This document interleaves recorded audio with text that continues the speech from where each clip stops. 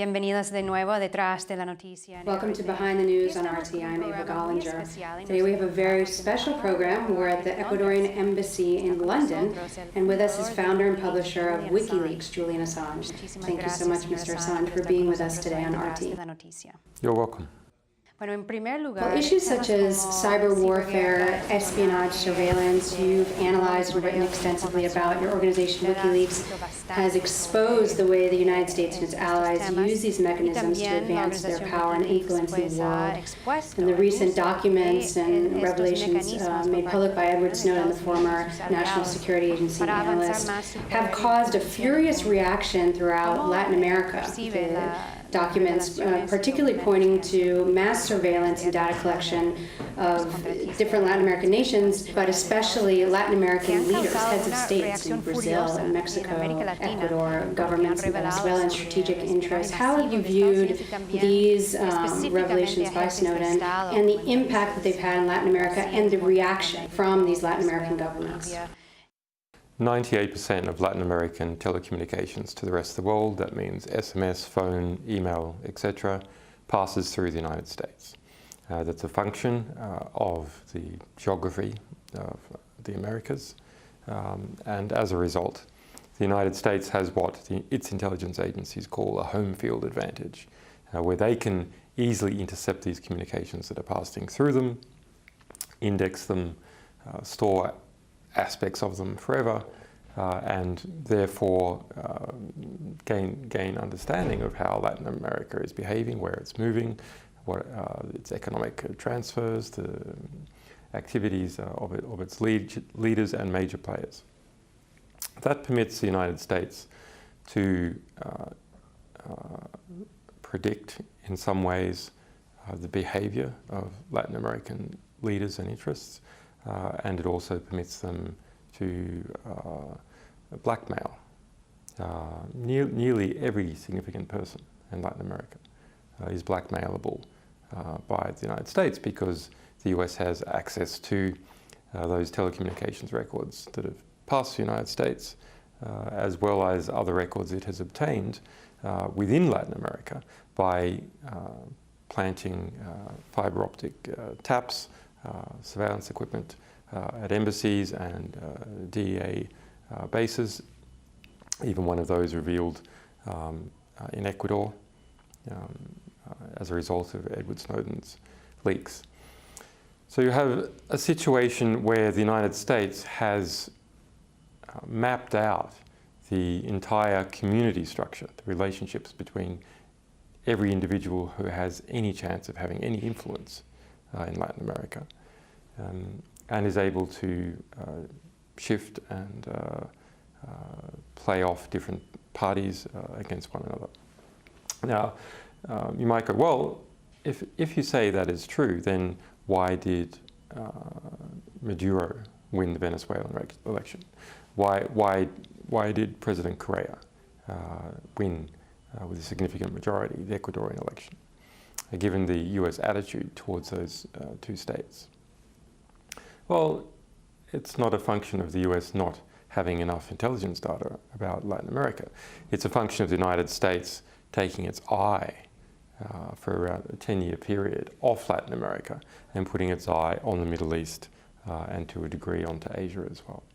And during that period, a number of Latin American states have developed an increased independence from the US and its activities. And now, unfortunately, the United States is turning its interests back to Latin America. But unlike 10 years ago, it has a worldwide mass surveillance apparatus that affects nearly every single person. Well, the president of Brazil, Dilma Rousseff, recently in her speech before the UN General Assembly had very harsh, strong words for the United States mass espionage program, and particularly for President Barack Obama. who was there in her presence when she gave the speech. And she not only denounced and condemned that espionage as a violation of sovereignty, but she also called for the creation of an independent internet and communications platform within Latin American nations or even internationally that's not subject to U.S. control. Countries like Venezuela have developed fiber optic cables with the Caribbean, with Cuba, exclusively amongst themselves, have also launched satellites, communication satellites into space to ensure their own communication sovereignty. Is this the solution to protecting them against this type of U.S. invasion and violation through technological sovereignty? Well, look, just like there is no meaningful sovereignty without control of freedom of movement, no meaningful sovereignty without economic sovereignty, there was no meaningful sovereignty without control of your own communications. It's freedom of movement, freedom of communication, and freedom of economic interaction that defines a state. Now, the United States has been aggressively trying to interdict economic exchange through interception and control of SWIFT and Visa, MasterCard, payments going through Latin America via the Bank of America. But it's also going in to Latin American major computer systems that operate important segments of government and the media and Petrobras in Brazil and other major economic interests, and interfering with the sovereignty of communications. That's what it's about. You know, when is a person or organization part of one state or another? Well, it's part of a state if that state can control its movements, its economic interchange, or its telecommunications interchange. And the United States is grabbing hold of economic interaction and telecommunications interaction. And so what's left is some degree of control of the physical force in a state. Even that has been eroded. When we look at what happened in the Edward Snowden case, where the US sprayed out extradition requests, Neil McBride, the same national security prosecutor who's prosecuting me behind that, sprayed out extradition requests for Edward Snowden to Venezuela, to Bolivia, to Hong Kong, to Iceland, to Ireland. That was about trying to take advantage of treaty arrangements which force the police and judicial systems of other countries to obey the interests of the United States government. So by subordinating subordinating regulatory or policing systems in treaty arrangements to another government, that third component, to control the use of force, is also given away. And in sort of the academic theory about what is happening there, we call this lawfare, which is using international treaty arrangements and multilateral organizations to get the territorial gains that you would normally get by war instead by law. So when you couple that activity to telecommunications interception and economic interception, then in fact you control the state without invading it. And that's what leaders and policymakers must be aware of in Latin America, that there is no effective sovereignty without sovereignty in the most important parts, economic interaction, telecommunications, and control of police and judicial instruments. But is it possible, knowing also what you know about the U.S. capacity in terms of its technology and its massive reach through surveillance, that in Latin America they can develop sovereign technology that's free from U.S. control? So, well, this idea that Dilma proposed of perhaps setting up an international regulatory commission for the internet. Well, there are some. The US is terrified of the ITU, International Telecommunications Union, taking over regulation of key aspects of the internet. ITU is European dominated, has been for many years. I don't believe that the internet should be dominated by any one region, and to a degree it should not be dominated by governments. I mean, the great liberty of communications for individuals and trade for businesses has come about because of a lack of control by states. When see some of the proposals by Dilma being put forward are not a mechanism to give Brazilians greater freedom from interception. Rather, they are a mechanism to give the Brazilian government equal access to that intercepted information. So we must be quite careful. There's a natural tendency by states, of course, to want to increase their own power. And they're more interested in increasing their domestic power really than they are typically concerned by the United States increasing its power. Ahora, usted ha escrito y criticado bastante a Google. I want to talk about Google because you've criticized Google extensively and also referred to it as an extension of U.S. foreign policy and power. Those are strong statements to make about a service that's used around the world. And for example, in many Latin American countries, even the highest levels of government have Gmail accounts. So can you elaborate a little bit on why you perceive Google as such a danger to our society and what are the alternatives? Look, I wrote about this here in my book Cypherpunks and some recent articles reviewing the chairman of Google's book, the Digital Age.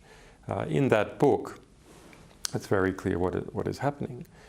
Google is presenting itself to Washington as a geopolitical visionary who can show the United States the way forward in Latin America, in Asia, in Europe, and so on.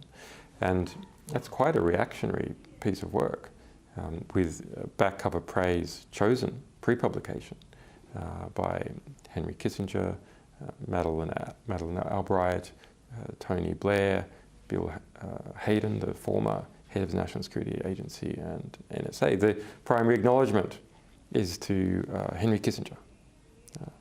So where's that coming from?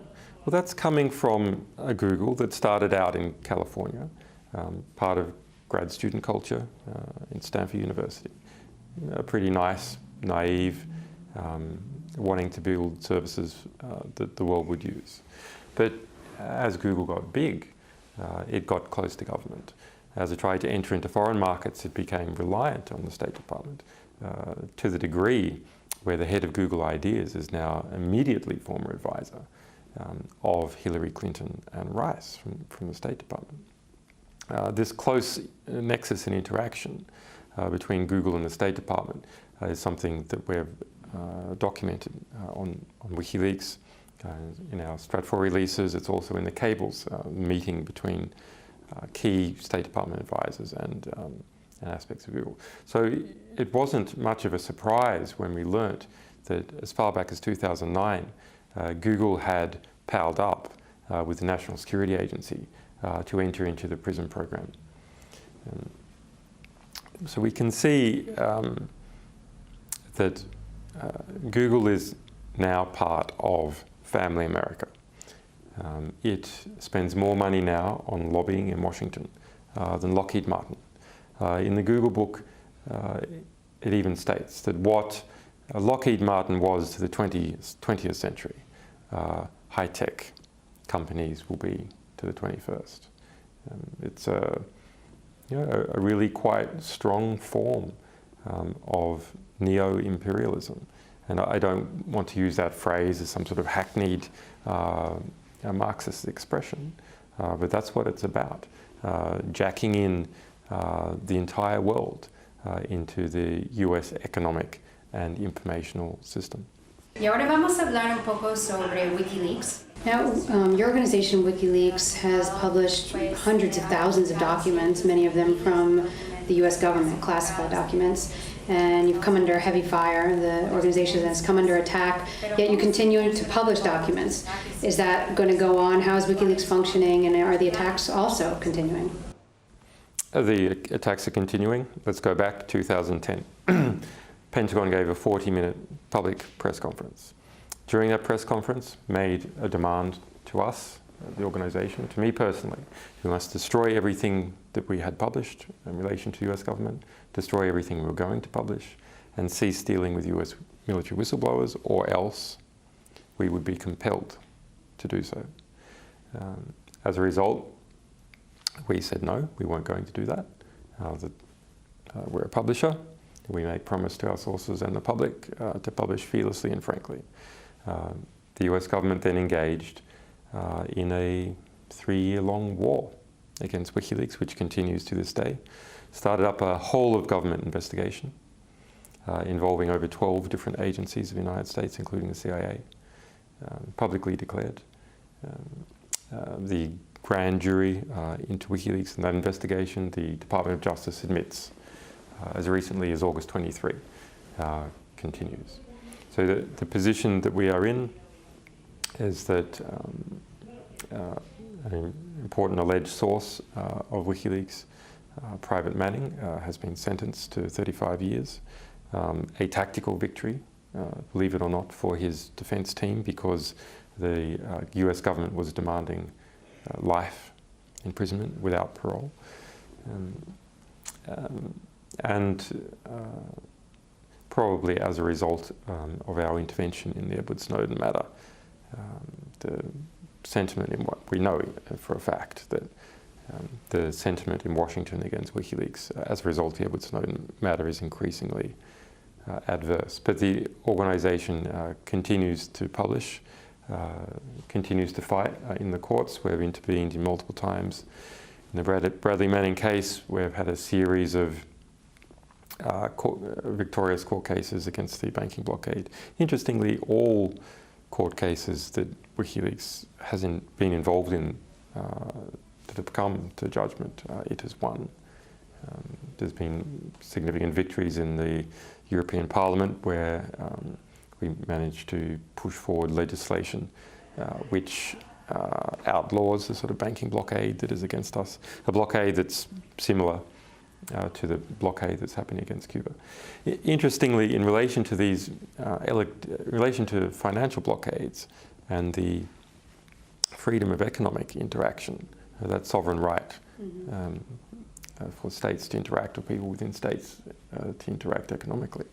The internet has meant that economic interaction and communication are now merged together. So when the United States wants to intercept and surveil the economic interactions between people and companies, it just intercepts the internet. And it gets both of these at the same time. Similarly, if it wants to block off the economic interaction by some bank, say in Iran, well, it can just block off telecommunications with that bank. Also, you mentioned Private Manning's case, and in that case, now known as Chelsea Manning, she was accused of espionage for passing documents to a media organization, classified documents, but not to the so-called traditional enemy. So this treatment now of media organizations or journalists as an enemy, is that dangerous in terms of whistleblowers for one, but also the media outlets? And do you think that this forms part of what President Barack Obama referred to in his speech before the United Nations recently as the exceptionalism of the United States, this kind of persecution and treatment of media and whistleblowers as terrorists? Well, look, whenever you see a president talk about exceptionalism, what he's trying to say is the rules of civil behavior doesn't apply to him, whether that's in invading another country or whether that's abuse of laws at home. In relation to Barack Obama's use of the Espionage Act against alleged journalistic sources and journalists, that's something new. So it's very important that people understand that this is not just a bit more of the same. It's a radical change. Barack Obama has prosecuted more people under the Espionage Act, more journalistic sources under the Espionage Act, than all previous presidents combined, going back to 1917. In fact, he's prosecuted double the number. So this is a deliberate, conscious decision by the White House to create a chilling effect using the Espionage Act as opposed to some other mechanism. In the case of Bradley Manning, there's no allegation, has never been an allegation that he has passed information on to another country, that he has sold information, that he was intending to harm the United States or its people in any manner whatsoever. So that's just a linguistic abuse to call speaking to the media espionage. Similarly, it's a linguistic abuse to say that WikiLeaks as a publisher, when it publishes, is conducting espionage. Ahora quiero hablar sobre su caso. I want to talk about your case a little bit. We're here in the Ecuadorian Embassy in London, where you've been for over a year, close to a year and a half. And as of now, there's been no resolution to the situation. You've been given asylum by Ecuador, but you can't get to Ecuador because the British government would detain you if you step foot outside these doors. Recently, Foreign Minister of Ecuador, Ricardo Patiño, had affirmed the fact that they have been working aggressively with the British government to try to reach a solution, but they've been unsuccessful. And now they're considering taking the case before an international court, violations of sovereignty as well as the right to asylum, amongst other rights that have been violated. How do you see the resolution to this situation? Is there one? Well, it's a political, diplomatic, legal mix. I think in the reasonably short time frame, year and a half, actually there are some good signs that there will be a resolution.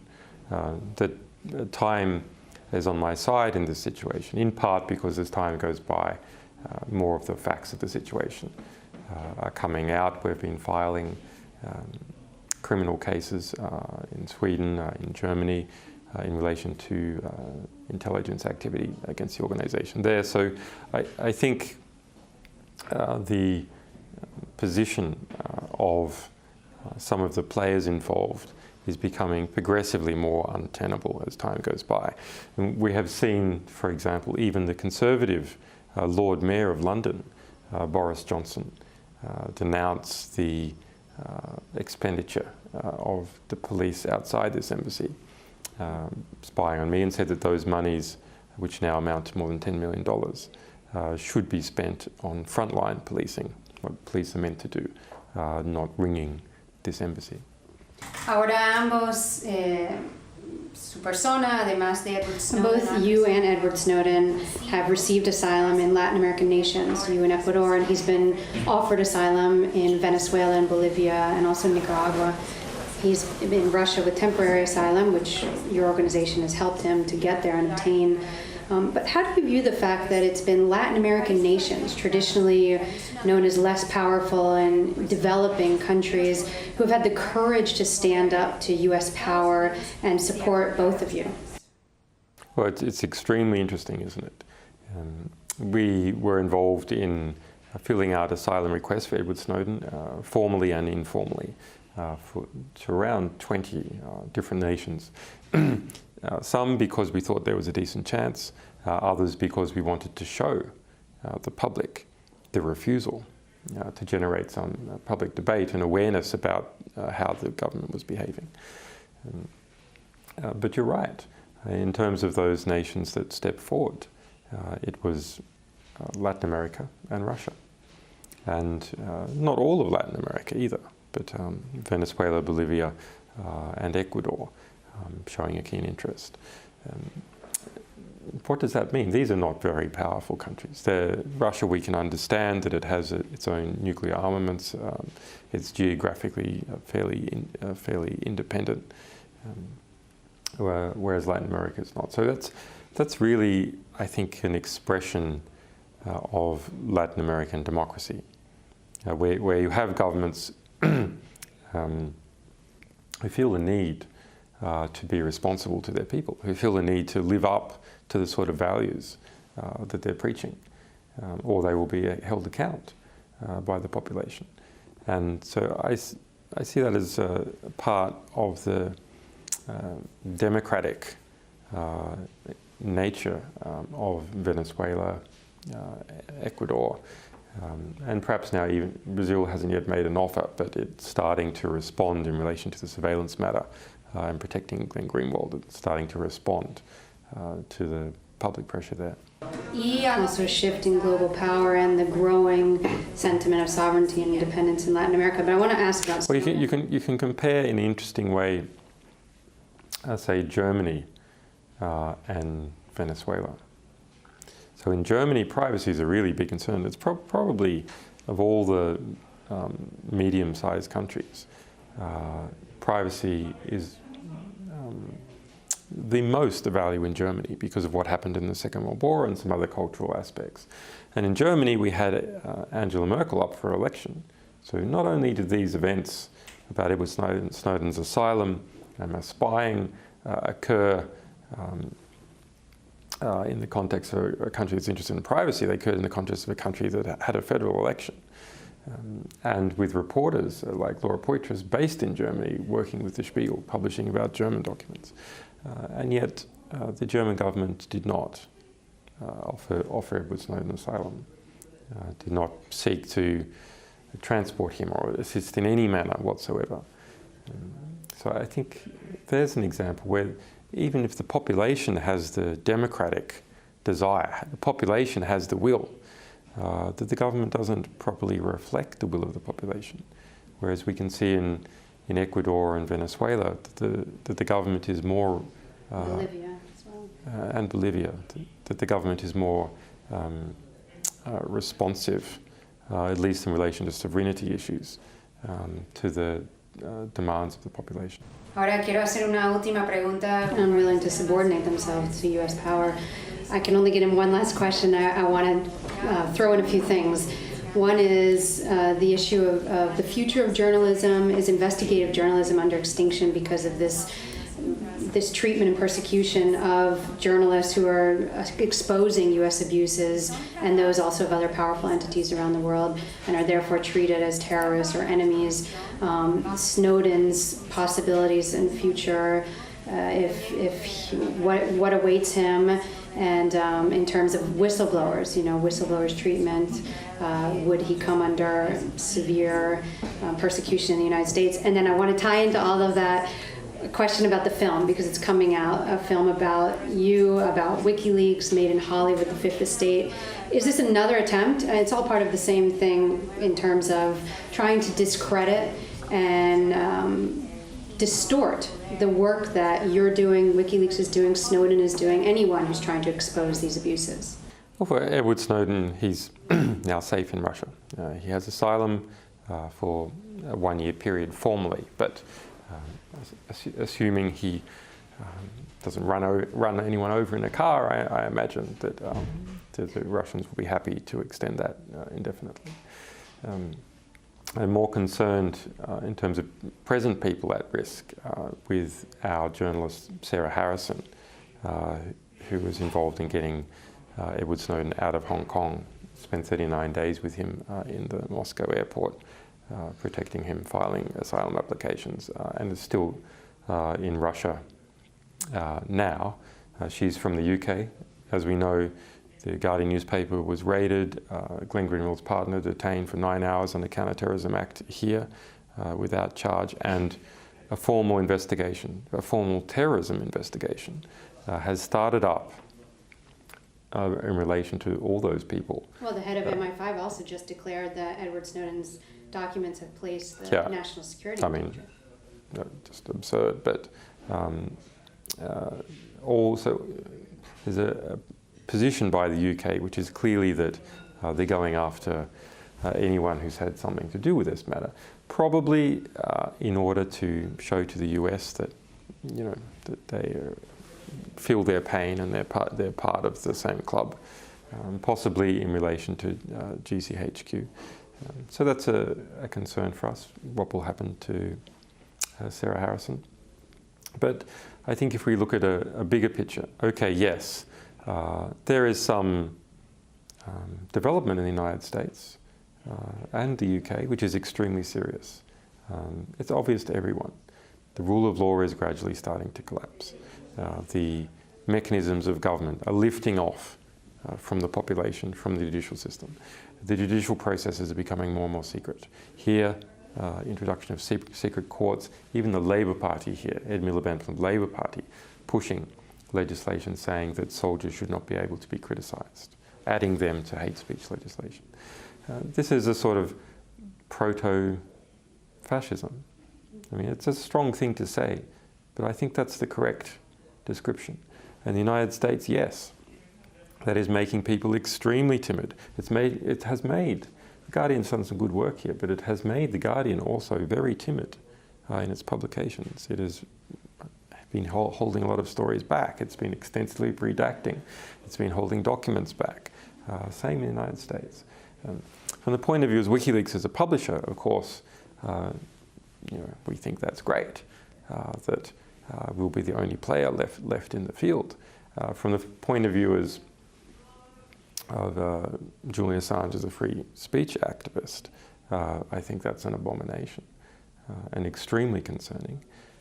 On the other hand, you can, just because you can smell the gunpowder in the air, you can smell the heat of the battle between those people who are revealing information about the crimes of state and war crimes and mass surveillance and so on, and those who are trying to suppress it.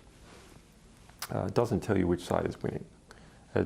There's a serious conflict going on between a growing national security system in the West and those people who are trying to expose what that system is doing. That's for sure. Which one of these two groups is winning is not clear. We actually have some pretty important wins under our belt, as well as seeing many journalists surveilled and prosecuted. Film? Okay, so the film Fifth Estate is, well, actually you introduced it already. Do you believe it's an attempt to discredit you and your organization? I don't sort of look at things that way. This film comes from Hollywood. I know the books that it was based on. The books definitely were an attempt to do precisely that. DreamWorks has picked the two most discredited or libelous books out of the dozens or so books that were available for it to pick. But it's coming out of a particular milieu about within Hollywood, and that constrains, it seems, what scripts can be written and what things will get distribution. I don't know if that was the intent of the filmmakers. It's certainly the result. But, it's been doing quite poorly in the reviews. I think the information that we've published about it will be pretty successful in knocking out any view that is an accurate history. It's interesting to see that in the Americas, Disney, who's responsible for the distribution there, has been putting up posters of me with the word traitor emblazoned across my face. It's, a laughable concept because I'm an Australian. I couldn't even be a traitor in theory to the United States. I mean, it's a type of, it's a type of libel. I think ultimately people are starting to become immune to those sorts of attacks. There's been so many as time has gone by, and people who've been watching the WikiLeaks saga have seen many of these attacks and then seen that they've come out not to be true. So I think our base is not going to be affected by the film. Bueno, lamentablemente tenemos que dejarlo hasta ahí. Very important work you've been doing, and it's opened a great debate around the world. Unfortunately, we have to leave it here, but thank you so much, Mr. Assange, for being with us today on RT. You're welcome.